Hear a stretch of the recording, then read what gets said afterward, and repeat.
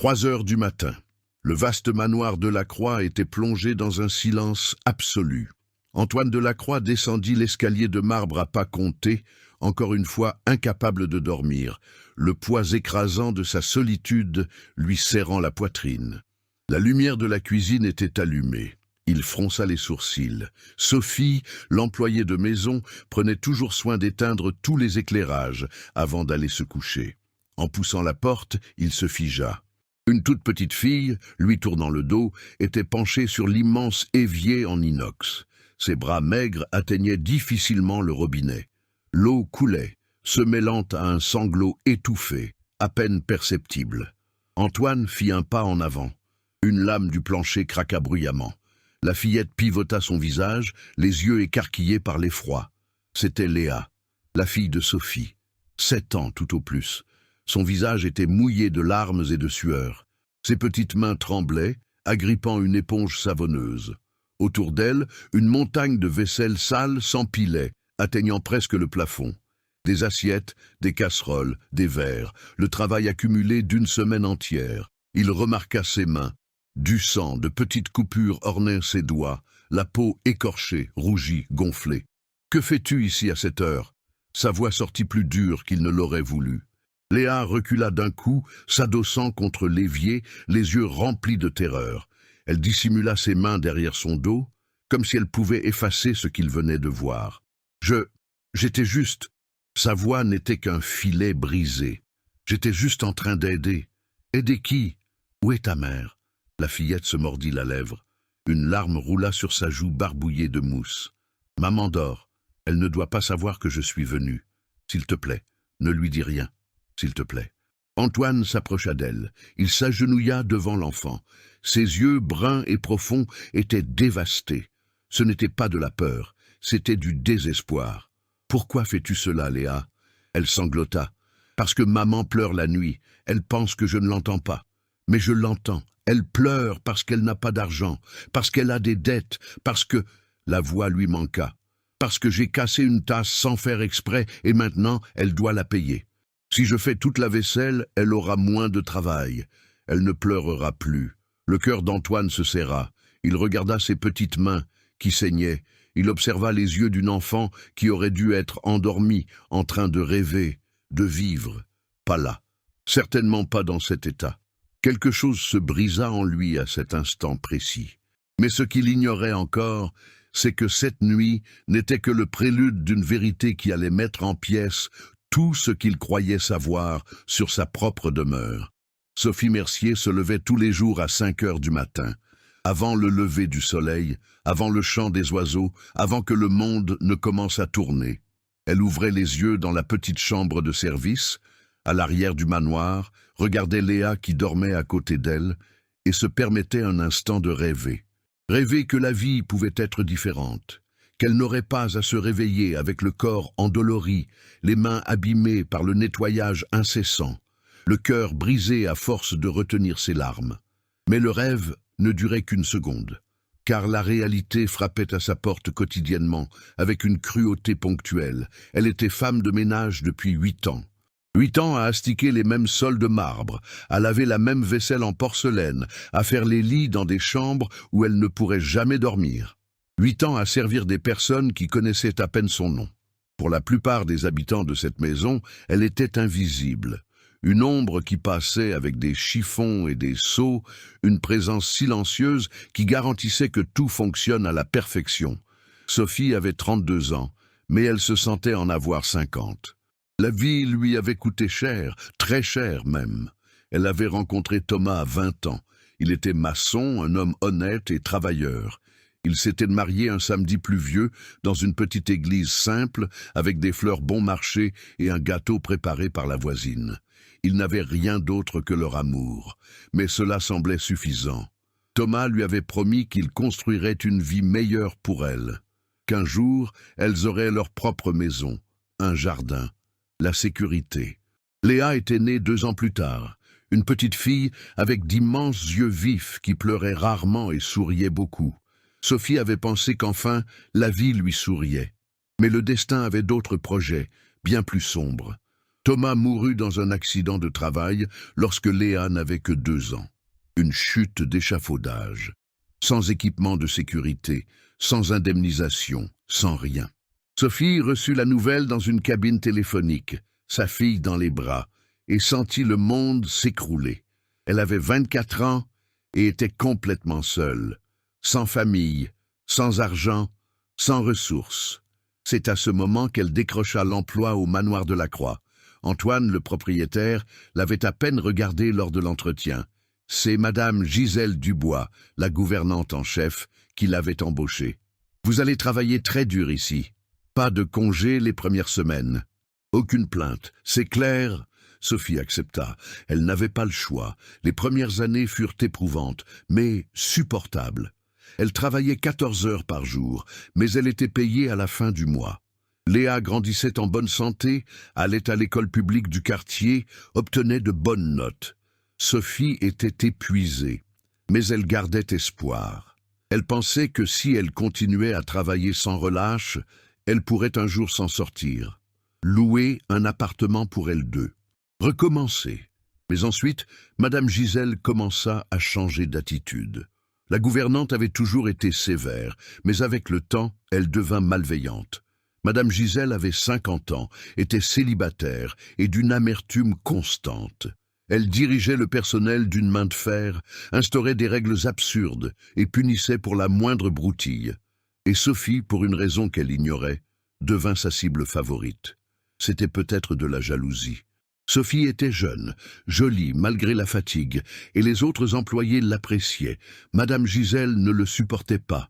Elle commença à lui inventer des fautes, vaisselle mal lavée, sol mal récuré, chambre mal rangée. Il y avait toujours quelque chose qui n'allait pas. Il y avait toujours un reproche, toujours une humiliation publique, puis vint le système des amendes. Madame Gisèle inventa que tout dommage matériel serait déduit du salaire. Une tasse cassée, retenue. Une serviette tachée, retenue. Une casserole rayée, retenue. Et les montants étaient exorbitants, bien au-delà de la valeur réelle des objets. Sophie savait que c'était illégal, mais elle n'osait pas dénoncer. Elle avait peur de perdre son emploi. Peur de ne pas pouvoir payer l'école, la nourriture, les médicaments pour Léa. Peur de se retrouver à la rue.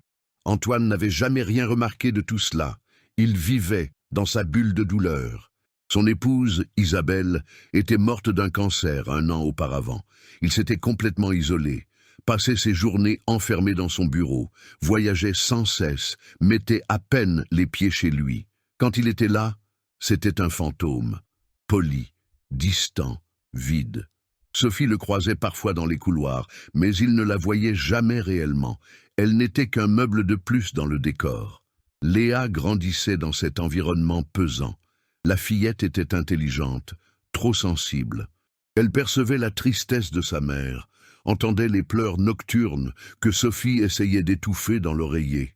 Léa voyait les marques de fatigue sur le visage de sa mère, ses mains blessées, la façon dont elle tremblait lorsque Madame Gisèle criait. Et la fillette, à seulement 7 ans, décida qu'elle allait l'aider. Sophie l'ignorait, mais Léa avait commencé à se réveiller au milieu de la nuit. La petite descendait à la cuisine lorsqu'elle pensait que sa mère dormait et faisait la vaisselle. De petites choses au début, quelques verres, des assiettes à dessert. Elle croyait que, si elle s'en occupait, sa mère aurait moins de travail. Moins de raisons de pleurer, moins de risques d'être punie par Madame Gisèle. Mais cette nuit-là, la pile de vaisselle était colossale. Il y avait eu un grand dîner.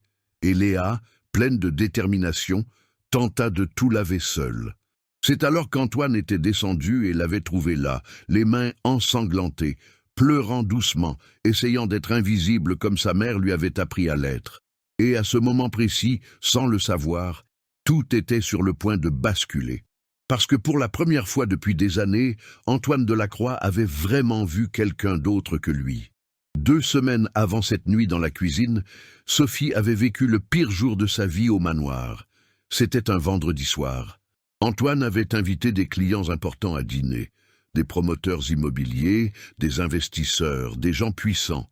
Madame Gisèle avait passé des jours à tout organiser dans les moindres détails. La table était impeccable. Porcelaine de Limoges, cristal, argenterie, tout brillait sous la lumière des lustres. Sophie était en cuisine, aidant au service. Elle portait un plateau avec des tasses à café quand elle entendit quelqu'un l'appeler. Elle tourna trop vite. Son pied glissa sur le sol fraîchement ciré. Le plateau vacilla. Une des tasses, trop fragile, glissa et tomba lourdement. Le bruit fut discret, juste un claquement sec contre le marbre. Mais dans la salle à manger, tous les regards se tournèrent vers elle. La tasse était en morceaux, des éclats blancs éparpillés sur le sol, avec des détails dorés scintillant sous la lumière. Sophie se figea, son cœur s'emballa. Elle savait que cette vaisselle était hors de prix, vraiment très chère. Madame Gisèle apparut à l'entrée. Son visage était rouge de colère, ses yeux fixés sur les débris. Pendant une seconde, personne ne dit rien. Seul le bruit des couverts raclant les assiettes, les gens qui bougeaient sur leurs chaises, des conversations à voix basse. Puis Madame Gisèle traversa la pièce. Ses pas résonnaient, lourds, délibérés. Elle s'arrêta devant Sophie et baissa les yeux vers les tessons, puis vers elle. « C'est vous qui avez cassé la tasse. » La voix de Madame Gisèle était glaciale. « C'était un accident, je le jure. J'ai glissé, Un accident ?» Madame Gisèle haussa le ton. Tout le monde à table s'arrêta de manger. « Savez-vous combien coûte cette vaisselle? Avez-vous la moindre idée ?» Sophie sentit son visage s'enflammer de honte. Elle baissa la tête. « Je suis désolée. Je vais payer. Vous allez payer? Avec quel argent, Sophie ?» Madame Gisèle croisa les bras. Elle savourait ce moment. Sophie pouvait lire dans ses yeux. Plaisir, pouvoir.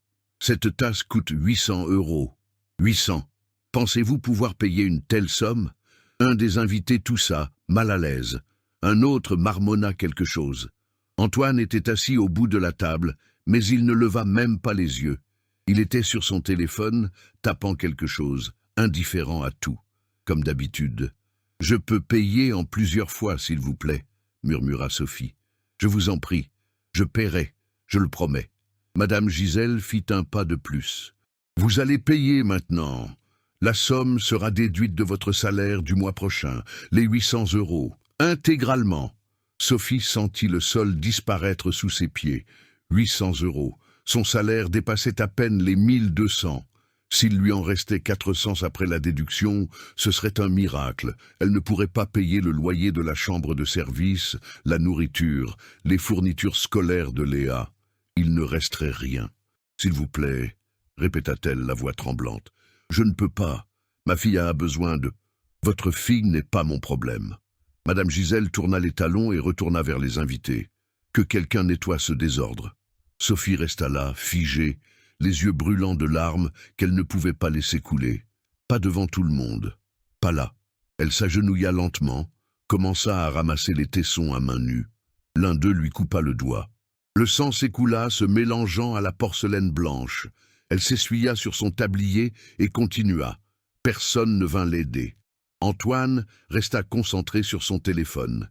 Et Sophie comprit, à cet instant, qu'elle était complètement invisible. Moins qu'invisible. Elle était jetable. Les jours suivants, la réalité de cette retenue commença à peser lourdement.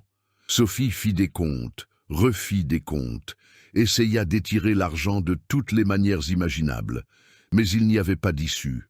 Elle commença à sauter le petit déjeuner.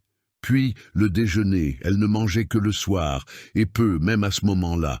Elle disait à Léa qu'elle avait déjà mangé, qu'elle n'avait pas faim. Mais Léa n'était pas dupe. La fillette le remarqua bien. Elle vit sa mère plus mince, plus fatiguée, plus triste. Elle l'entendait pleurer au milieu de la nuit, étouffant ses sanglots dans l'oreiller. Elle voyait les factures éparpillées sur la petite table de leur chambre, les chiffres gribouillés avec désespoir. Elle voyait la façon dont sa mère tremblait lorsque Madame Gisèle passait dans le couloir. Léa avait 7 ans, mais elle connaissait la peur. Elle savait ce qu'était l'injustice, et elle savait qu'elle voulait aider sa mère. C'est ainsi que cela commença. La première nuit, Léa attendit que sa mère s'endorme. Sophie s'écroula dans son lit, épuisée comme toujours, et en quelques minutes, elle dormait profondément. La fillette se leva doucement, marchant sur la pointe des pieds sur le sol froid. Elle descendit l'escalier de service, celui utilisé par le personnel, et entra dans la cuisine. L'évier était plein, il l'était toujours. Vaisselle du dîner, casserole sale, pile de verre. Léa regarda tout cela et sentit son cœur se serrer. Si elle l'avait tout, sa mère aurait moins de travail. Moins de chances de faire une erreur. Moins de chances d'être à nouveau punie. Elle traîna un tabouret jusqu'à l'évier, y grimpa et ouvrit le robinet. Les jours suivants, ce fut la routine. Léa se réveillait à 2-3 heures du matin. Elle lavait ce qu'elle pouvait. Parfois, ce n'était que quelques assiettes. D'autres fois, des casseroles lourdes qu'elle parvenait à peine à tenir. Ses mains commencèrent à rougir, à se dessécher. De petites coupures apparurent sur ses doigts. Elle les cachait sous les manches de son pull. Sophie ne s'en apercevait pas. Elle était trop occupée à essayer de survivre, à tenter de cacher sa faim, son désespoir, l'effondrement qui approchait chaque jour. Et puis vint cette fameuse nuit. La nuit où la pile de vaisselle était bien trop grande. La nuit où Léa, obstinée, décida qu'elle allait tout laver. La nuit où ses mains saignèrent vraiment, où elle pleura doucement au-dessus de l'évier, où elle se murmura « Je dois aider maman. Je le dois. » Et ce fut la nuit où Antoine était descendu, la nuit où il avait finalement vu. Antoine prit les mains de Léa avec infiniment de précaution. Elles étaient si petites, si fragiles. Les coupures étaient rouges, certaines saignaient encore. Il emmena la fillette dans le salon, l'assit sur l'immense canapé en cuir et alla chercher la trousse de premier secours. Pendant qu'il nettoyait les blessures avec délicatesse, Léa ne cessait de trembler. Elle regardait la porte effrayée, comme si elle s'attendait à ce que quelqu'un surgisse pour la punir. Antoine comprit. Cet enfant avait peur, une peur véritable. « Personne ne va te gronder », lui dit-il, la voix plus douce qu'elle ne l'avait été depuis longtemps. « Je veux juste comprendre. Pourquoi faisais-tu cela ?» Léa se mordit la lèvre. Les larmes revinrent. « Maman, elle travaille trop. Elle est fatiguée. Je voulais juste l'aider. »« Et elle sait que tu fais ça en cachette ?» La fillette secoua la tête désespérée. « Non, elle ne doit pas savoir. Si elle le sait, elle sera en colère. Elle pensera que je suis un problème. Je ne veux pas être un problème. » Antoine sentit quelque chose se nouer dans sa gorge. Cet enfant pensait qu'elle était un fardeau. Elle pensait qu'elle devait se cacher, travailler en silence, saigner seule. « Tu n'es absolument pas un problème, » lui dit-il. « Tu m'as comprise ? Aucun. » Léa le regarda, ses grands yeux humides. Elle n'y croyait pas. Antoine le voyait bien. Cette fillette avait déjà appris à 7 ans qu'elle était invisible, jetable, tout comme sa mère. Mais quelque chose changea en lui à cet instant. Quelque chose qui était mort depuis longtemps commença à se réveiller. Les jours suivants, Antoine fit quelque chose d'inhabituel. Il prêta attention. Il observa la routine de la maison. Il vit Sophie traverser les couloirs, toujours la tête baissée, toujours rapide, toujours silencieuse. Il vit la façon dont Madame Gisèle lui parlait, le ton cassant, les regards de mépris. Il vit les autres employés détourner le regard quand Sophie passait, par pitié ou par peur d'être les prochains. Il commença à enquêter, discrètement. Il parla avec Michel, le chauffeur, avec Madame Hélène, la cuisinière, avec le jardinier. Tous avaient des histoires, des amendes inventées, des retenues absurdes, des humiliations publiques et toujours le même nom, Madame Gisèle. Quand Antoine demanda à voir les registres de paie, la vérité éclata au grand jour. Madame Gisèle avait mis en place tout un système de sanctions financières. Elle facturait pour tout. Vaisselle cassée, uniforme taché, retard de quelques secondes. Et les montants étaient gonflés, toujours bien au-delà du coût réel. Sophie, au cours des 6 derniers mois, avait perdu près de la moitié de son salaire en amendes. Antoine fut envahi par la colère, une colère froide, maîtrisée. Comment avait-il pu laisser cela se produire chez lui? Comment avait-il pu être aussi aveugle? Il convoqua Sophie dans son bureau l'après-midi même. Elle frappa à la porte timidement, les yeux rivés au sol. Elle pensait qu'elle allait être renvoyée. Antoine vit la peur sur son visage, et quelque chose le fit souffrir. « Asseyez-vous, » lui dit-il. Sophie hésita, mais obéit. Elle s'assit sur le bord de la chaise, les mains jointes sur ses genoux, rigides. « Je suis au courant des amendes, » commença Antoine.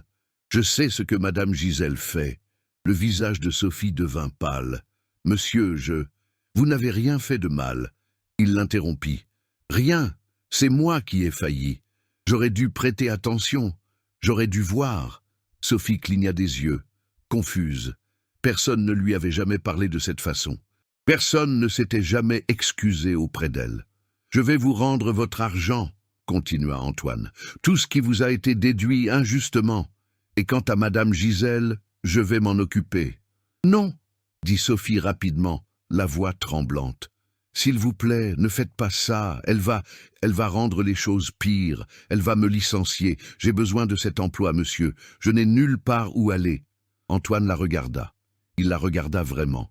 Pour la première fois, il vit Sophie comme une personne, pas une employée, une femme de 32 ans, seule, qui essayait de survivre, belle, malgré la fatigue, forte, malgré la peur, digne, malgré tout ce qu'elle traversait. « Vous ne perdrez pas votre emploi, » dit-il. « Je vous le promets. » Sophie ne dit rien, mais quelque chose changea entre eux à cet instant. Une connexion minime, fragile, mais réelle. Les jours qui suivirent, Antoine commença à faire quelque chose d'étrange. Il invitait Sophie à dîner avec lui. Au début, elle refusa, embarrassée. Mais il insista. « Je n'aime pas manger seul, » dit-il. Et c'était vrai. Depuis la mort d'Isabelle, il mangeait machinalement, sans percevoir le goût, sans rien remarquer. Mais avec Sophie assise là, à l'autre bout de la table, tout semblait différent. Il parlait, peu au début. Elle lui parlait de Léa, de l'école, des dessins que la fillette faisait. Il lui parlait de son entreprise, de ses voyages, du vide qu'il ressentait depuis qu'il avait perdu sa femme. Et il réalisa qu'ils se ressemblaient. Tous deux avaient perdu un être cher. Tous deux étaient seuls. Tous deux avaient oublié ce que cela faisait de ressentir autre chose que de la douleur. Léa commença aussi à apparaître. Antoine la trouvait dans la bibliothèque, feuilletant des livres trop grands pour elle. Il s'asseyait à côté, lui apprenait les échecs, lui montrait d'anciennes cartes, lui racontait des histoires. La fillette riait, un son léger, pur, qu'il n'avait pas entendu depuis si longtemps. Sophie voyait tout cela et sentait quelque chose d'étrange grandir en elle. De la gratitude, oui, mais aussi autre chose, quelque chose de dangereux, quelque chose d'impossible à ses yeux.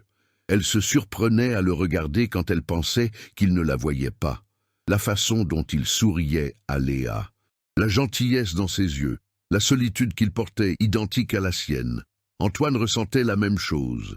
Il se surprenait à attendre l'heure du dîner avec impatience, cherchant des excuses pour passer par la cuisine, entendant sa voix dans le couloir et sentant quelque chose s'éveiller dans sa poitrine.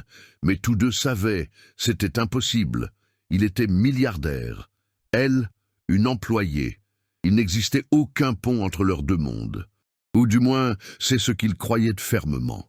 Madame Gisèle voyait tout cela. Elle voyait les dîners. Elle voyait Antoine converser avec Sophie. Elle voyait la façon dont il la regardait. Et la colère en Madame Gisèle grandissait de jour en jour. Comment Sophie osait-elle? Comment cette femme, pauvre, insignifiante, osait-elle s'approcher du maître de maison? Elle commença à élaborer un plan. Madame Gisèle savait exactement comment détruire cette relation naissante. Elle savait comment semer le doute, comment créer des mensonges convaincants, comment séparer les gens. Et une nuit, alors qu'elle voyait Antoine et Sophie rire ensemble sur la véranda, Madame Gisèle prit sa décision. Elle allait y mettre fin, une bonne fois pour toutes. Madame Gisèle n'était pas idiote. Elle observait tout. Chaque dîner, chaque conversation, chaque regard qu'Antoine échangeait avec Sophie. La façon dont il souriait quand Léa apparaissait. La façon dont Sophie baissait les yeux, embarrassée mais pleine d'espoir, lorsqu'il passait. C'était inacceptable. Sophie était une employée de maison, pauvre, insignifiante. Elle n'avait pas le droit d'être proche d'Antoine. Elle n'avait pas le droit de dîner avec lui, de lui parler et de faire partie de sa vie, et encore moins de susciter des émotions chez lui. Madame Gisèle passa des jours à observer, notant mentalement chaque interaction, puis elle passa à l'action. D'abord, ce furent les chuchotements. Elle commença doucement, semant la discorde parmi les autres employés. Avez-vous vu comme Sophie est toujours près de Monsieur Antoine demandait-elle. Étrange, n'est-ce pas? Elle dîne avec lui maintenant. Je parie qu'elle essaie de garantir son avenir. Ou peut-être plus que ça. Les employés écoutaient. Certains étaient en désaccord. D'autres restaient silencieux. Mais le doute était planté. Ensuite, Madame Gisèle alla plus loin. Un après-midi où Sophie travaillait au salon, Madame Gisèle entra dans sa petite chambre de service. Elle regarda autour d'elle. La pauvreté était évidente. Vêtements simples, meubles usés, jouets bon marché de Léa. Parfait. Madame Gisèle sortit de son sac un flacon de parfum de luxe, importé, cher, le genre qu'une employée ne pourrait jamais s'offrir. Elle posa le flacon sur la table de chevet de Sophie, bien en vue. Puis, elle prit son téléphone et prit une photo. La semaine suivante, Madame Gisèle laissa accidentellement une note anonyme dans le bureau d'Antoine. Mots imprimés sans signature. Demandez à Sophie d'où elle a tiré l'argent pour acheter un parfum coûtant 1 000 €. Antoine trouva la note. Il fronça les sourcils. Cela n'avait aucun sens. Sophie avait à peine de quoi se nourrir. D'où venait ce parfum cher? Le doute commença à grandir. Madame Gisèle attendit quelques jours de plus. Puis, elle attaqua directement. Un après-midi, elle frappa à la porte du bureau d'Antoine. Il était en train de revoir des contrats, fatigué. « Monsieur, j'ai besoin de vous parler, c'est très important. » Antoine la laissa entrer. Madame Gisèle ferma la porte, l'air grave, préoccupé. La performance d'une employée loyale et dévouée. « Monsieur, je n'aurais pas souhaité vous dire cela. Mais c'est mon devoir. » Elle marqua une pause de manière dramatique. « Je suis inquiète. Au sujet de mademoiselle Sophie. » Antoine leva les yeux. « Qu'y a-t-il avec Sophie? » Je pense qu'elle profite de votre gentillesse, monsieur. » Madame Gisèle baissa la voix de manière conspiratrice. « Elle sait que vous êtes vulnérable, seule, et elle s'en sert. Les dîners, les conversations, elle vous rapproche de sa fille. Tout est calculé. » Antoine sentit un froid lui parcourir l'échine. « De quoi parlez-vous? »« Monsieur, elle est opportuniste. Elle essaie de vous séduire, de s'assurer un avenir pour elle et sa fille, d'utiliser l'enfant comme un appât. » Madame Gisèle fit un pas en avant. « J'ai vu des choses, des parfums chers dans sa chambre, des choses qu'elle ne pourrait pas se payer. Elle doit les recevoir de quelqu'un, ou pire, elle vole. »« Sophie n'est pas comme ça, » dit Antoine, mais sa voix sortit moins ferme qu'il ne l'aurait voulu. « Vous la connaissez à peine, » insista Madame Gisèle. « Je travaille ici depuis 15 ans. J'ai vu des employés faire cela avant. Elle s'approche, feigne la fragilité, et quand vous vous en apercevez, vous êtes manipulé. » Antoine resta silencieux. Les mots de Madame Gisèle résonnaient. Il pensa à la façon dont Sophie le regardait. Était-ce une manipulation? Était-ce une stratégie? Le doute, une fois semé, grandit rapidement. Les jours suivants, Antoine changea. Il cessa d'inviter Sophie à dîner. Il cessa de la chercher. Quand il la croisait dans les couloirs, il hochait simplement la tête, froid, distant. De retour à ce qu'il était avant, Sophie le remarqua immédiatement, et cela lui fit mal. Cela lui fit mal d'une manière qu'elle n'avait pas anticipée. Elle avait commencé à s'habituer à ses dîners, à ses conversations, à la façon dont il la voyait, non pas comme une employée, mais comme une personne. Et maintenant, soudainement, tout était revenu à la normale. Ou pire, elle ne comprenait pas ce qui s'était passé. Qu'avait-elle fait de mal? Pourquoi avait-il changé? Léa aussi le remarqua.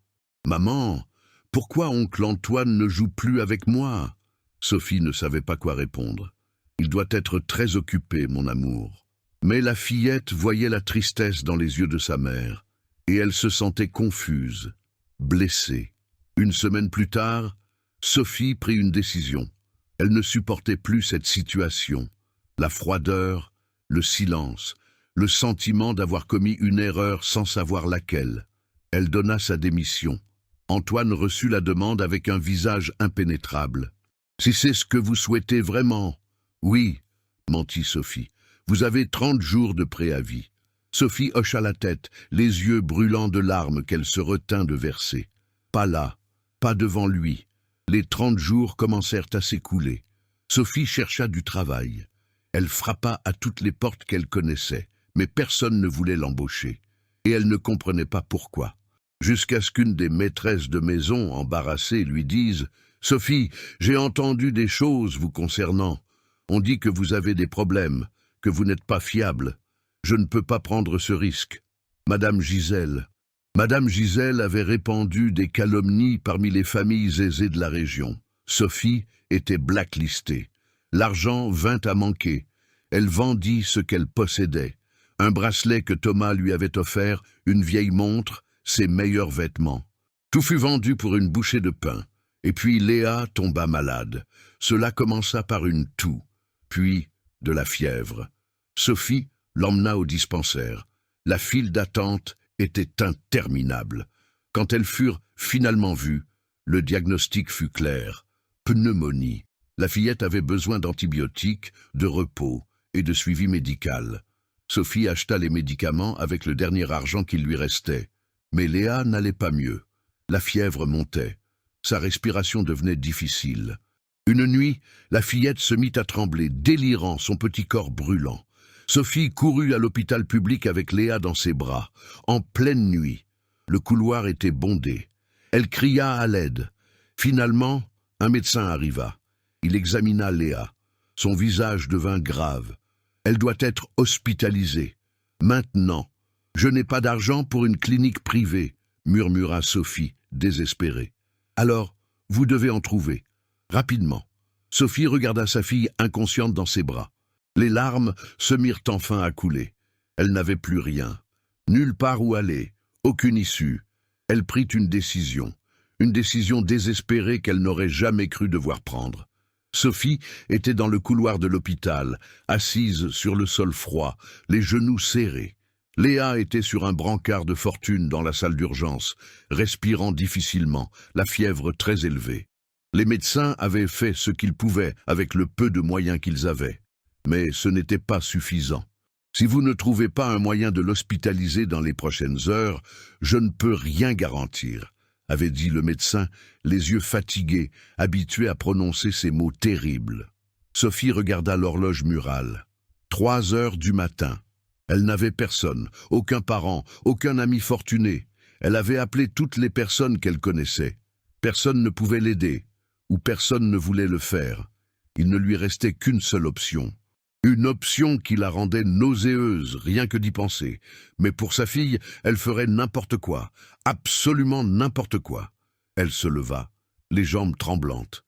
Elle embrassa le front brûlant de Léa, lui murmura « Maman, reviens vite !» et s'enfuit de l'hôpital en courant. Le manoir était à 40 minutes de marche. Sophie courut. Ses poumons la brûlaient. Son corps lui faisait mal, mais elle continuait. Elle devait y arriver. Elle devait parler à Antoine. Il l'avait aidée auparavant en lui remboursant l'argent des amendes. Peut-être que si elle le suppliait, si elle s'humiliait complètement, il lui prêterait l'argent pour sauver Léa. Quand elle arriva au portail du manoir, il faisait presque jour. Le ciel avait cette teinte gris foncé qui précède le soleil. Sophie appuya sur la sonnette, désespérée. 1 fois, 2, 3. Madame Gisèle apparut. Elle avait dormi au manoir, comme elle le faisait parfois. Son visage, quand elle vit Sophie là, se ferma immédiatement. « Que voulez-vous encore ?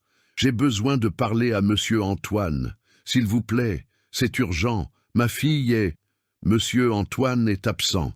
Et même s'il était là, vous n'avez plus rien à faire ici. Madame Gisèle croisa les bras. « Vous avez été renvoyée. Vous vous en souvenez ? Je sais. Mais s'il vous plaît... C'est juste 1 minute. J'ai seulement besoin de... Vous n'entrerez pas. » Madame Gisèle fit un pas en avant, bloquant complètement le passage. « Pensez-vous que j'ignore ce que vous faites? Essayez de profiter de Monsieur Antoine? Utilisez votre fille comme excuse pour l'apitoyer? Ma fille est en train de mourir !» cria Sophie, la voix brisée. « Elle a une pneumonie, elle doit être hospitalisée. Je n'ai pas d'argent, je n'ai personne. S'il vous plaît, je vous en conjure. » Les larmes coulaient sur le visage de Sophie. Elle n'avait plus aucune fierté, plus aucune dignité à défendre, seulement du désespoir. Madame Gisèle la regarda avec une expression qui ressemblait à de la satisfaction. « Ce n'est pas mon problème. Vous auriez dû y penser avant d'essayer de séduire le patron. Maintenant, partez avant que j'appelle la gendarmerie. S'il vous plaît. » Sophie tomba à genoux, là, devant le portail. « Je ferai tout ce que vous voulez. Je travaillerai gratuitement. Je vous en prie, laissez-moi seulement lui parler. Juste ça, s'il vous plaît. » Une lumière s'alluma dans une des maisons voisines. Quelqu'un ouvrit un rideau, regardant dehors, curieux. D'autres fenêtres commencèrent à s'éclairer. Les gens écoutaient. Madame Gisèle sourit. « Vous faites une scène? Vous voulez que tout le monde voie cela? Parfait. Maintenant, ils sauront tous quel genre de personne vous êtes. Une traînée désespérée. » Sophie sentit quelque chose se briser en elle. Elle ne pouvait plus penser. Elle ne pouvait plus raisonner. Elle ne pouvait que ressentir la douleur. Une douleur si profonde qu'elle en était physique. Elle se releva, titubant légèrement. Elle tourna le dos au manoir. Madame Gisèle referma le portail avec force, le bruit du métal claquant résonnant dans la rue silencieuse. Sophie retourna à l'hôpital en marchant, sans force pour courir, sans force pour rien. Quand elle arriva, Léa allait plus mal. La fièvre avait encore monté. La fillette tremblait, délirant, murmurant des mots sans queue ni tête. « Maman, oncle Antoine, ne laisse pas, s'il te plaît. » Sophie tint la main de sa fille. Ses petits doigts étaient froids malgré la fièvre. L'infirmière passa, regarda Sophie avec pitié, mais ne dit rien. Il n'y avait rien à dire. Sophie repensa à tout ce qu'elle avait enduré, la mort de Thomas, les années de labeur, les humiliations, les amendes, l'invisibilité, et maintenant, ceci, voir sa fille mourir sans pouvoir rien faire. Elle pensa à abandonner. Juste s'allonger à côté de Léa et attendre le pire, sans plus se battre, sans plus essayer. Elle était trop fatiguée, trop brisée. « Pardonne-moi, mon amour, » murmura-t-elle à Léa. « Pardonne à maman de ne pas pouvoir te sauver. Pardonne-moi d'être faible. Pardonne-moi de ne pas être suffisante. » Léa ouvrit les yeux un instant, ses yeux bruns, si semblables à ceux de son père. « Maman, ne pleure pas, je t'aime. » Sophie serra sa fille dans ses bras, le corps petit et fragile, et pleura. Elle pleura tout ce qu'elle avait retenu. Des années de douleur, de peur, de solitude, qui sortaient en sanglots profonds qu'elle ne pouvait plus contrôler. Le soleil commença à se lever à l'extérieur. La lumière pénétra par les fenêtres du couloir, illuminant le sol sale, les murs écaillés, les gens désespérés attendant un miracle. Sophie ferma les yeux, et pour la première fois de sa vie, elle abandonna vraiment. Mais ce qu'elle ignorait, c'est qu'à cet instant précis, de l'autre côté de la ville, un homme se réveillait d'un cauchemar, et il venait de recevoir un appel qui allait tout changer. Antoine se réveilla à 6 heures du matin avec le téléphone qui sonnait. C'était Michel, le chauffeur du manoir, un homme d'une 60aine d'années qui travaillait là depuis des décennies. Sa voix était bouleversée. « Monsieur Antoine, je dois vous parler. C'est urgent. À propos de Sophie. » Antoine s'assit sur le lit, encore un peu étourdi par le sommeil. « Qu'est-ce qui se passe avec Sophie ? » ?»« Monsieur, j'ai vu quelque chose cette nuit. Madame Gisèle, elle a fait quelque chose de terrible. » Antoine fut immédiatement tiré de son sommeil. « Parlez !» Michel lui raconta tout, comment il avait entendu des cris au portail à 3 heures du matin, comment il avait vu Sophie à genoux, suppliant, désespérée, comment Madame Gisèle l'avait humiliée publiquement, traitée de traînée, expulsée comme si elle était un déchet. Et le pire, Léa était malade, très malade. « Monsieur, la petite est à l'hôpital. » Sophie n'a pas les moyens de la faire hospitaliser en clinique. Madame Gisèle le savait et pourtant elle a fait cela. Antoine sentit un froid lui glacer le sang. « Quel hôpital ?» Michel lui donna l'adresse. Antoine raccrocha, enfila les premiers vêtements qu'il trouva, prit les clés de sa voiture et partit en trombe. Pendant qu'il conduisait, son esprit travaillait vite. Les pièces du puzzle commençaient à s'assembler. Le parfum cher dans la chambre de Sophie, les accusations de Madame Gisèle, le changement soudain de son propre comportement. Tout n'avait été que manipulation. Madame Gisèle avait menti. Elle avait monté des preuves. Elle avait détruit la confiance qui naissait entre lui et Sophie. Et lui, l'idiot, y avait cru. Antoine accéléra. Quand il arriva à l'hôpital, le soleil était déjà haut. Il passa la réception sans s'identifier, chercha dans les couloirs, demanda à une infirmière « Sophie Mercier, sa fille Léa ». L'infirmière lui indiqua « Couloir C, brancard 14 ». « Mais monsieur, l'enfant doit être… » Antoine était déjà parti en courant. Il trouva Sophie assise par terre, adossée au mur, serrant Léa dans ses bras. La fillette était inconsciente, le visage pâle, la respiration irrégulière. Sophie avait les yeux fermés, les larmes séchées sur ses joues. Elle semblait vaincue, complètement vidée. Sophie. Elle ouvrit les yeux lentement. Il lui fallut quelques secondes pour réaliser que c'était lui, et quand elle le réalisa, sa réaction ne fut pas le soulagement. Ce fut la honte. Elle tenta de se lever, de cacher son visage. « Vous n'avez pas besoin d'être ici. Je vais m'en sortir seul.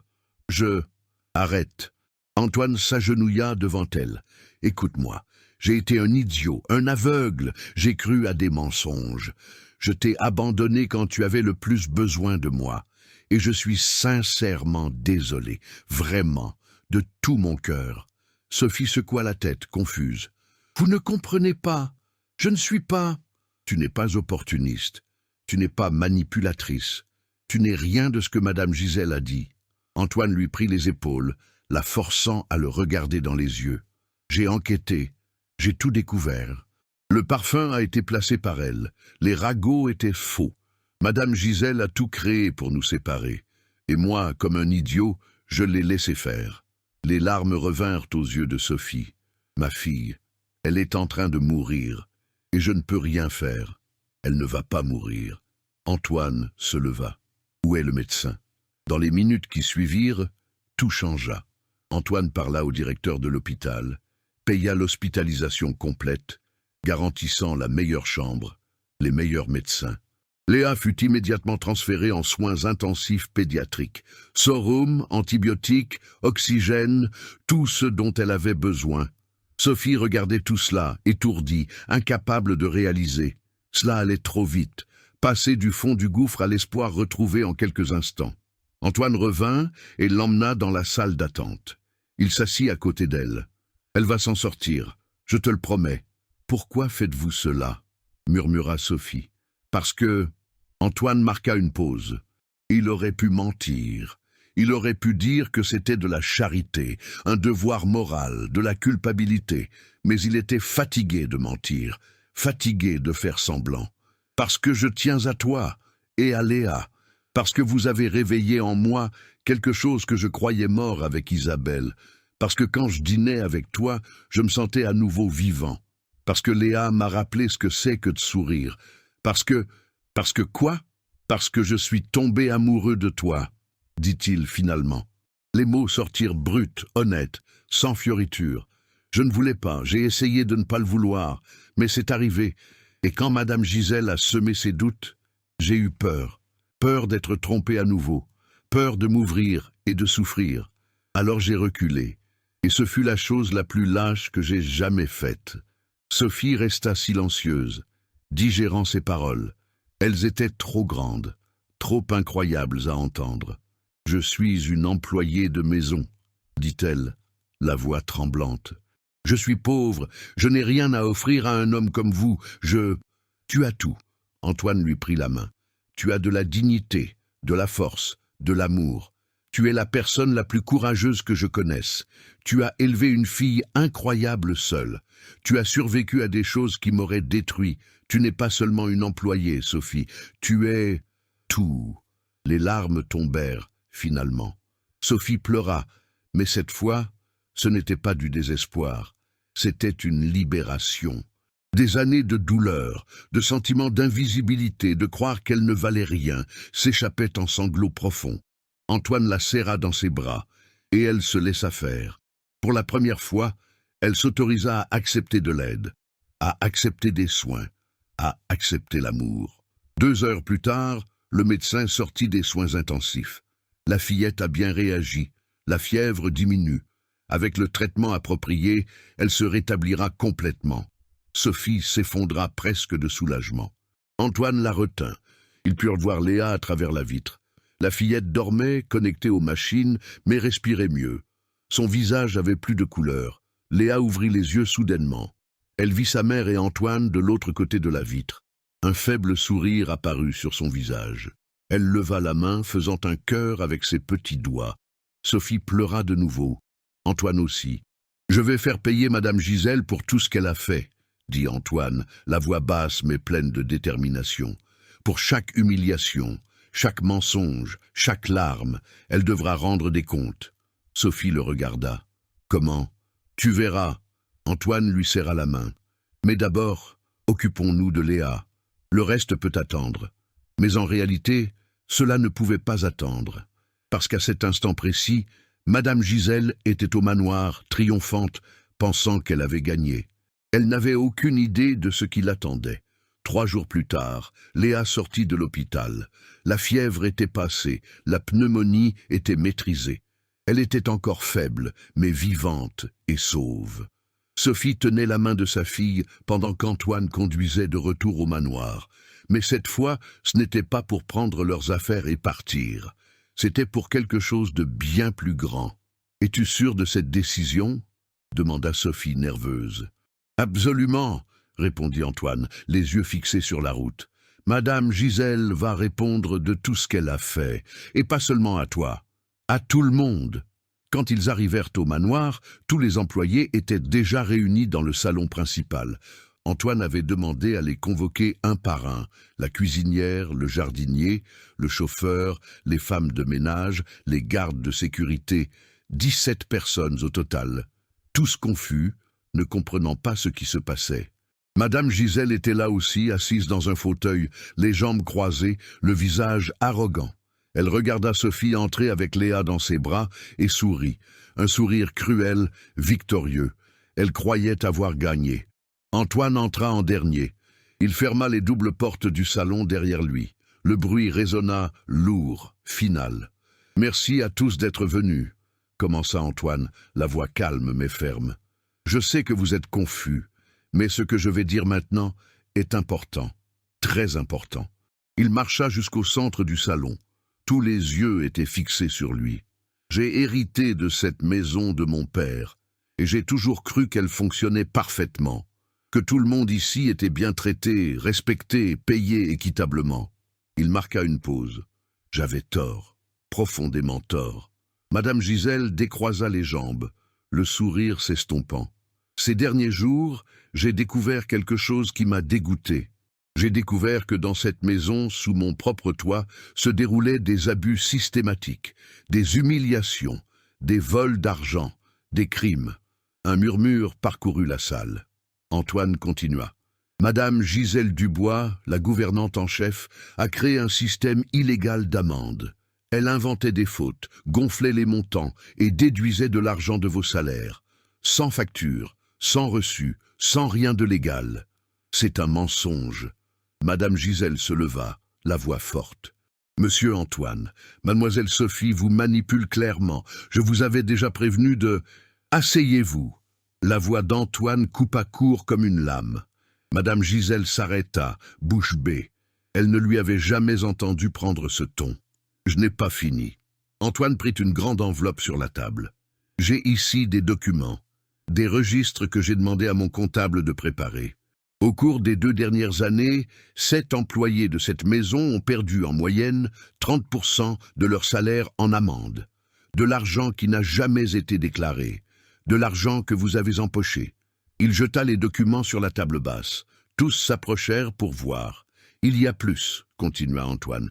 J'ai parlé individuellement avec chaque employé, et tous, sans exception, ont des histoires d'abus, d'humiliation, de peur. Il désigna la cuisinière, Madame Hélène, une dame d'une 60aine d'années. « Madame Hélène, voulez-vous raconter ce qui s'est passé l'année dernière ?» La femme hésita, regardant Madame Gisèle avec crainte.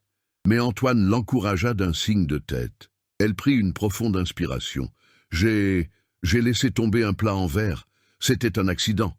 Mais elle m'a facturé 1 200 €. Je ne les avais pas. Elle a dit qu'elle me licencierait si je ne payais pas. J'ai dû faire un prêt auprès d'un usurier, je le paie toujours. » Un autre employé prit la parole. « Elle m'a mis une amende parce que j'ai mal lavé la voiture. 300 €. J'ai été réprimandé devant tout le monde parce que je n'avais pas bien plié la serviette, dit une des femmes de ménage, et j'ai perdu une semaine de salaire. Les histoires commencèrent à sortir, l'une après l'autre. Des années d'abus, des années de silence. Maintenant, tout était révélé. Madame Gisèle était livide. Vous mentez tous autant que vous êtes. Elle pointa du doigt Sophie. Elle vous a séduit avec ses mensonges. C'est assez, cria Antoine. Le salon entier se tut. Assez de mensonges, assez de manipulations. J'ai des preuves, Madame Gisèle, des preuves réelles. Le parfum que vous avez placé dans la chambre de Sophie, j'ai trouvé le reçu dans votre tiroir personnel, à votre nom. Les ragots que vous avez répandus sur Sophie dans les autres maisons, j'ai enregistré les conversations. J'ai des fichiers audio. Il fit un pas vers elle. Vous n'êtes pas seulement cruelle, vous êtes une criminelle, détournement de fonds, harcèlement moral, diffamation, calomnie. Je vais vous poursuivre en justice pour tous ces chefs d'accusation, et je vous garantis que vous répondrez de vos actes devant la loi. Madame Gisèle essaya de parler, mais aucun son ne sortit. Elle regarda autour d'elle, cherchant du soutien. Mais tous les employés la fixaient avec colère, des années de ressentiment enfin libérées. « Vous êtes licencié, » dit Antoine, la voix glaciale, « pour faute grave. Vous avez 30 minutes pour prendre vos affaires et quitter ma propriété. Si vous ne partez pas, j'appelle la gendarmerie. » Madame Gisèle ouvrit la bouche, la referma, l'ouvrit de nouveau. Elle tenta de garder sa dignité, mais elle était visiblement anéantie. « Vous allez le regretter. Tous, surtout vous. » Elle lança un regard de haine pure à Sophie. « Vous n'êtes rien d'autre qu'une... » « Attention à vos prochains mots, » interrompit Antoine, « car chaque insulte supplémentaire est une ligne de plus dans le dossier de votre procès. » Madame Gisèle serra les dents. Elle tourna les talons et sortit du salon en claquant la porte. Le silence qui s'installa était lourd, mais différent. C'était un silence de délivrance. Antoine se tourna vers les employés. « Je vous prie de m'excuser, tous autant que vous êtes, d'avoir été aveugle, de ne pas avoir prêté attention, d'avoir laissé cela se produire. Cela n'aurait jamais dû arriver, et cela n'arrivera plus jamais. » Il inspira profondément. « À partir d'aujourd'hui, les choses vont changer dans cette maison. Toutes les sommes déduites injustement vous seront remboursées, avec des intérêts. Vous aurez tous des contrats formels, avec vos droits garantis. Plus d'amendes illégales, plus d'abus, plus de peur. » Les employés commencèrent à murmurer, incrédules. « Et une dernière chose. » Antoine regarda Sophie. « Sophie ne travaillera plus comme employée de maison.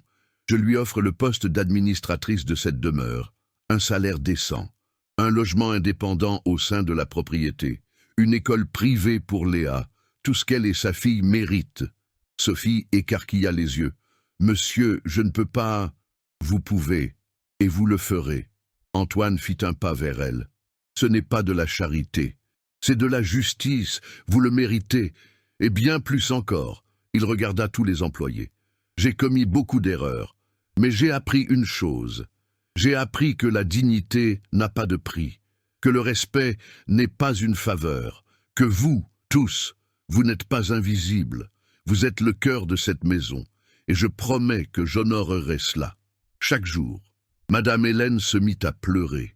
D'autres la suivirent, mais ce n'étaient pas des larmes de douleur, c'étaient des larmes de soulagement, d'espoir. Antoine regarda Sophie une dernière fois. « Tu n'as pas seulement sauvé Léa, tu m'as sauvé moi. Tu m'as montré que j'étais mort à l'intérieur.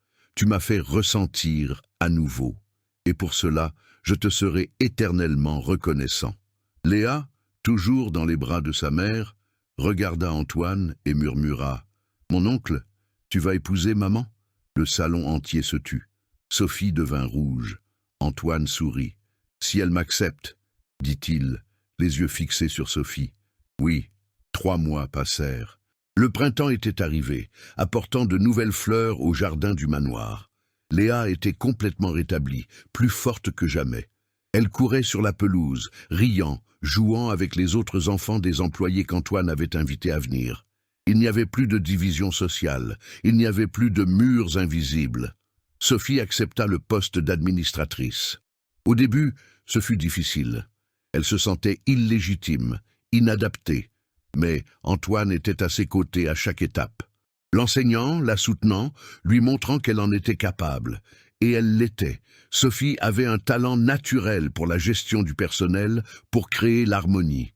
La maison n'avait jamais aussi bien fonctionné. Plus que cela, Sophie avait accepté autre chose. L'amour d'Antoine. Cela n'avait pas été facile. Elle avait lutté contre cela pendant des semaines. « Je ne suis pas faite pour vous », disait-elle. « Les gens vont juger. Ils diront que je suis une croqueuse de diamants. » Mais Antoine répondait toujours la même chose. « Je me moque de ce que disent les gens. Je ne pense qu'à toi. » Et petit à petit, elle le crut. Elle crut que c'était possible, que l'amour ne se souciait pas des comptes en banque ou des positions sociales, que parfois deux personnes brisées pouvaient guérir ensemble. Un samedi après-midi, Antoine l'emmena au bord de l'étang de la propriété, l'endroit où il allait souvent après la mort d'Isabelle, quand il pensait qu'il ne ressentirait plus jamais rien d'autre que le vide. « Je venais ici, et je pensais à abandonner, » dit-il, regardant l'eau calme. « Je pensais que ma vie était finie avec elle, que je ne serais plus jamais heureux. » Sophie lui prit la main. « Et maintenant ? Maintenant, je sais que la vie ne s'arrête pas. Elle se transforme. » Il se tourna vers elle. « Tu m'as transformé. Léa m'a transformé. Vous m'avez montré qu'il est possible de recommencer, qu'il est possible d'aimer à nouveau, d'une manière différente, mais tout aussi véritable. » Il s'agenouilla. Sophie écarquilla les yeux, les mains tremblantes. « Sophie Mercier, veux-tu m'épouser ?» Antoine sortit une bague simple de sa poche. Pas comme patron et employé, pas comme riche et pauvre, mais comme deux personnes qui se sont trouvées au milieu de l'obscurité et ont décidé de marcher ensemble vers la lumière. Les larmes coulaient déjà. « Oui, » murmura-t-elle. « Oui, je le veux. » Le mariage eut lieu 2 mois plus tard. Simple, dans le jardin du manoir, uniquement avec les personnes qui comptaient vraiment. Les employés étaient tous là, vêtus de leurs plus beaux vêtements, souriants. Madame Hélène fit le gâteau. Le jardinier décora tout avec les fleurs qu'il avait lui-même plantées. Léa fut la demoiselle d'honneur. Elle portait une robe blanche avec des fleurs brodées qu'Antoine avait fait faire spécialement pour elle. Quand vint le moment des vœux, Léa demanda la parole. « Ma maman m'a toujours dit que le véritable amour ne choisit pas où il commence, » dit la fillette, la voix claire et assurée pour ses 7 ans. « Il arrive, c'est tout. Et je l'ai vu. Oncle Antoine n'a pas sauvé maman. C'est elle qui l'a sauvée. Et ensemble, ils m'ont sauvé moi. Maintenant, nous sommes une famille. Et la famille, c'est quand on choisit d'aimer tous les jours, même quand c'est difficile. » Il n'y avait pas un œil sec dans le jardin. Quand Antoine et Sophie s'embrassèrent, scellant leurs promesses, Léa courut et les serra dans ses bras. Le photographe captura ce moment, les 3 enlacés, souriants, enfin complets. La vie continua, mais différemment. Sophie n'était plus invisible, Antoine n'était plus vide, Léa n'avait plus peur. Le manoir, qui était autrefois froid et silencieux, était maintenant plein de rire, de vie, d'amour. 6 mois après le mariage, au milieu de la nuit, Antoine se réveilla et vit que Sophie n'était pas à côté de lui dans le lit. Il descendit, la cherchant, et il la trouva dans la cuisine, la même cuisine où tout avait commencé. Sophie était à l'évier, lavant une tasse. Elle portait une de ses chemises de nuit, les pieds nus, les cheveux détachés. Elle semblait si différente de cette femme effrayée des mois précédents. Maintenant, elle rayonnait. « Que fais-tu éveillée ?» demanda-t-il. Elle se retourna, souriant. « Je n'arrivais pas à dormir. Je suis venu faire un chocolat chaud. Tu en veux ?» Antoine s'approcha. Il l'étreignit par derrière, embrassa son cou tendrement. « Je t'aime aussi. » Ils entendirent de petits pas descendre l'escalier.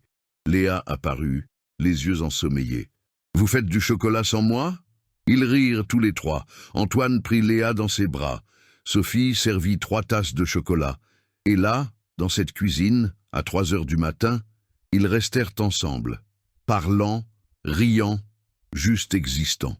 Antoine regarda autour de lui, la femme qu'il aimait, la fillette qui était devenue sa fille de cœur. Ce moment simple, ordinaire mais parfait. Tu crois au destin? Demanda Léa soudainement, la même question que des mois auparavant. Antoine regarda Sophie. Elle sourit. Maintenant, oui, dit-il, parce que parfois l'amour apparaît là où on s'y attend le moins, à 3 heures du matin, dans une cuisine, dans les mains blessées d'une enfant qui voulait juste aider sa mère. Et quand il arrive, il ne demande pas la permission, il transforme tout, pour toujours.